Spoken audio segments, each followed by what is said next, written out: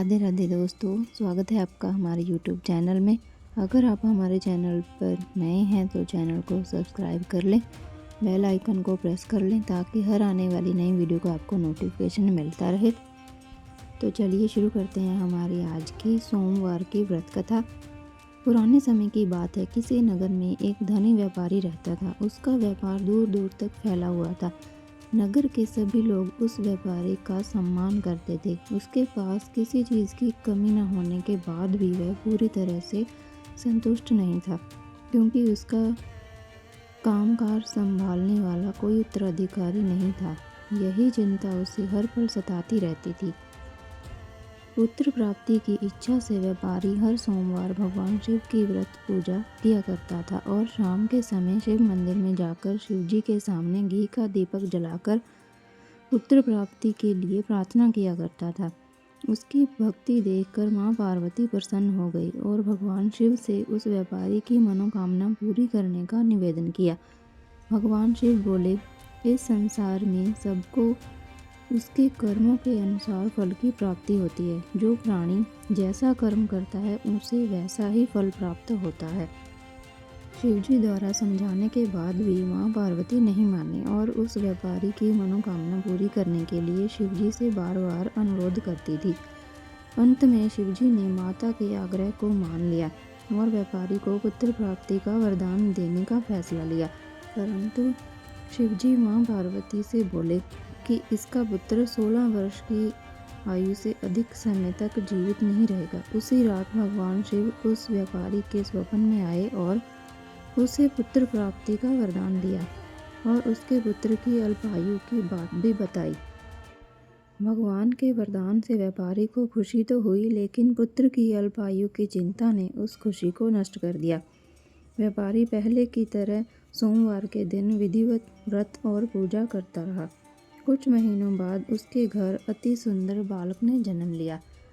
घर में खुशियां भर गई। बहुत धूमधाम से पुत्र जन्म का समारोह मनाया गया, परंतु व्यापारी को पुत्र जन्म की अधिक खुशी नहीं हुई, क्योंकि उसे पुत्र की अल्प आयु के रहस्य का पता था। जब पुत्र 12 वर्ष का हुआ तो व्यापारी ने उसे उसके मामा के साथ पढ़ने के लिए वाराणसी भेज दिया। लड़का अपने मामा के साथ शिक्षा प्राप्ति के लिए चला गया। रास्ते में जहाँ भी मामा भांजा विश्राम हेतु रुकते, वहीं यज्ञ करते और ब्राह्मणों को भोजन कराते। लंबी यात्रा के बाद मामा और भांजा एक नगर में पहुँचे। उस दिन नगर के राजा की कन्या का विवाह था, जिस कारण पूरे नगर को सजाया गया था। निश्चित समय पर बारात आ गई, लेकिन वर का पिता अपने बेटे के एक आंख से काने होने के कारण बहुत चिंतित था। उसे डर था कि इस बात का पता चलने पर कहीं राजा विवाह से इनकार न कर दे, इससे उसकी बदनामी होगी। जब वर के पिता ने व्यापारी के पुत्र को देखा, उसके दिमाग में एक विचार आया। उसने सोचा, क्यों ना इस लड़के को दूल्हा बनाकर राजकुमारी से विवाह करा दूं। विवाह के बाद इसको धन देकर विदा कर दूंगा और राजकुमारी को अपने नगर ले जाऊंगा। वर के पिता ने लड़के के मामा से इस संबंध में बात की। मामा ने धन मिलने के लालच में वर के पिता की बात स्वीकार कर ली। लड़के को दूल्हे के वस्त्र पहनाकर राजकुमारी से विवाह कर दिया गया। राजा ने बहुत सारा धन देकर राजकुमारी को विदा किया। शादी के बाद लड़का जब राजकुमारी के साथ लौट रहा था तो वह सच नहीं छिपा सका और उसने राजकुमारी के ओढ़नी पर लिख दिया, राजकुमारी, तुम्हारा विवाह धोखे से मेरे साथ हुआ है। तुम्हारा वर काना था, इसलिए उसके पिता ने पैसों का लालच देकर मेरे मामा के साथ मिलकर तुम्हारा विवाह मुझसे करा दिया। मैं तो वाराणसी पढ़ने जा रहा हूँ और अब तुम्हें उसी वर के साथ जाना होगा।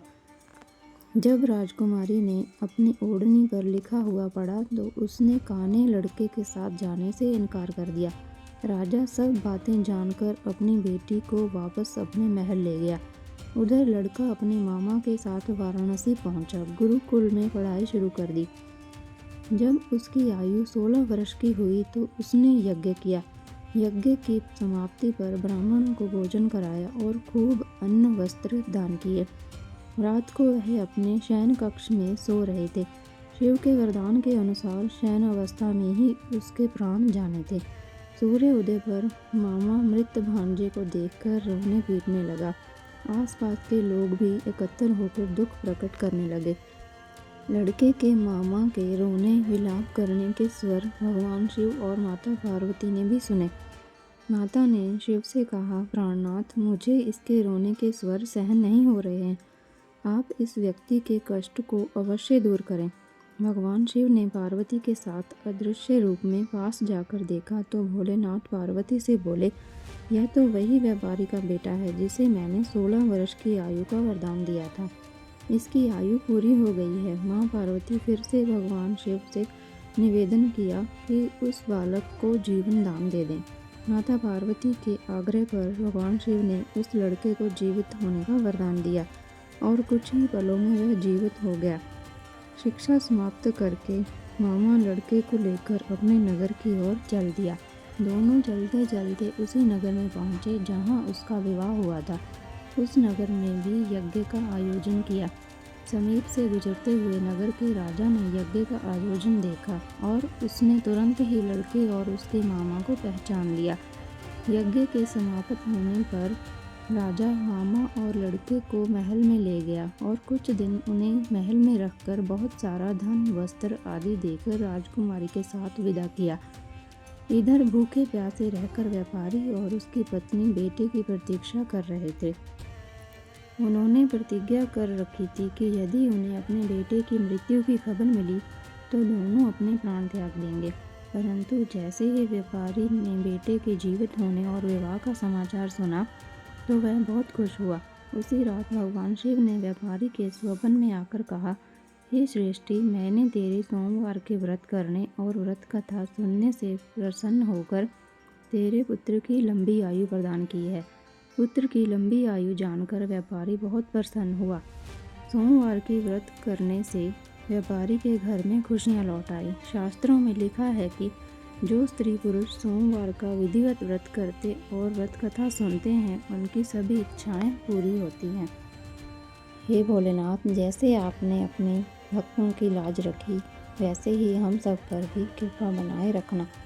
इस कथा को सुनने पढ़ने से नहीं बल्कि दूसरों तक पहुंचाने से भी पुण्य फल प्राप्त होता है। अगर आपको सोमवार व्रत कथा अच्छी लगी हो तो अपने परिवार और दोस्तों के साथ अवश्य साझा करें। मिलते हैं नेक्स्ट वीडियो में ऐसी ही एक और नई भक्ति वाइब्स के साथ। तब तक के लिए हर हर महादेव, ओम नमः शिवाय।